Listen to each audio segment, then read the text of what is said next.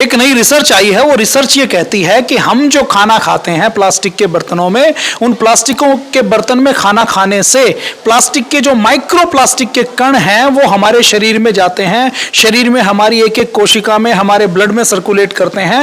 और तो और ये माइक्रो प्लास्टिक इतने खतरनाक हैं कि ये आप माँ के पेट में पलने वाले बच्चे, माँ की कोख जिसको दुनिया की सबसे सुरक्षित जगह कहा जाता है, वहां पर भी उस गर्भ की नाल में भी माइक्रो प्लास्टिक पाए गए हैं।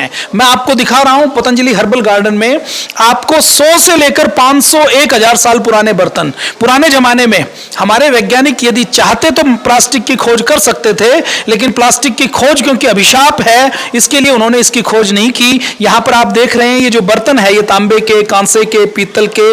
ये जो कढ़ाई होती थी, सामने आप कढ़ाई देख रहे हैं, वो कढ़ाई लोहे की कढ़ाई होती थी। लोहे की कढ़ाई का बेनिफिट ये होता था कि लोहे की कढ़ाई में जब पलटा चलता था तो लोहे के जो कण टूटते थे, खाने में मिलते थे, उससे आयरन की कभी कमी नहीं होती थी, एचपी डाउन नहीं होता था। तो सामने आप अलग अलग बर्तन देख रहे हैं पुराने। हमारे ऋषि मुनि, हमारे पूर्वज बहुत वैज्ञानिक थे, वो सारी उन्हीं चीजों का प्रयोग करते थे जो हमारे शरीर के लिए बहुत अच्छी हों। हमने मिट्टी का प्रयोग किया, हमने तांबे का प्रयोग किया, कांसे का प्रयोग किया, हमने पीतल का प्रयोग किया, हमने सोने का प्रयोग किया, हमने चांदी का प्रयोग किया और इनके गुणों को हमने समझा है।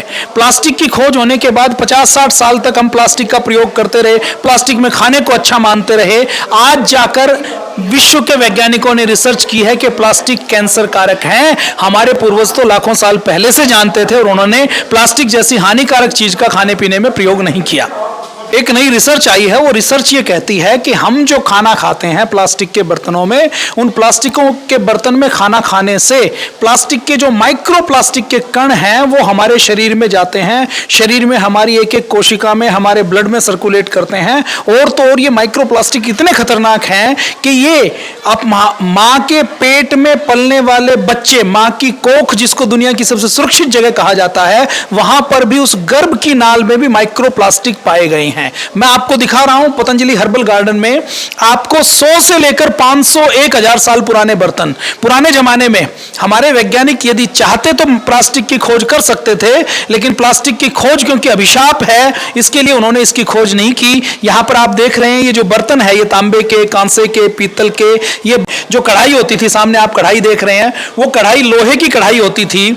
लोहे की कढ़ाई का बेनिफिट ये होता था कि लोहे की कढ़ाई में जब पलटा चलता था तो लोहे के जो कण टूटते थे, खाने में मिलते थे, उससे आयरन की कभी कमी नहीं होती थी, एचपी डाउन नहीं होता था। तो सामने आप अलग अलग बर्तन देख रहे हैं पुराने। हमारे ऋषि मुनि, हमारे पूर्वज बहुत वैज्ञानिक थे, वो सारी उन्हीं चीजों का प्रयोग करते थे जो हमारे शरीर के लिए बहुत अच्छी हों। हमने मिट्टी का प्रयोग किया, हमने तांबे का प्रयोग किया, कांसे का प्रयोग किया, हमने पीतल का प्रयोग किया, हमने सोने का प्रयोग किया, हमने चांदी का प्रयोग किया और इनके गुणों को हमने समझा है। प्लास्टिक की खोज होने के बाद 50-60 साल तक हम प्लास्टिक का प्रयोग करते रहे, प्लास्टिक में खाने को अच्छा मानते रहे। आज जाकर विश्व के वैज्ञानिकों ने रिसर्च की है कि प्लास्टिक कैंसर कारक है। हमारे पूर्वज तो लाखों साल पहले से जानते थे और उन्होंने प्लास्टिक जैसी हानिकारक चीज का खाने पीने में प्रयोग नहीं किया।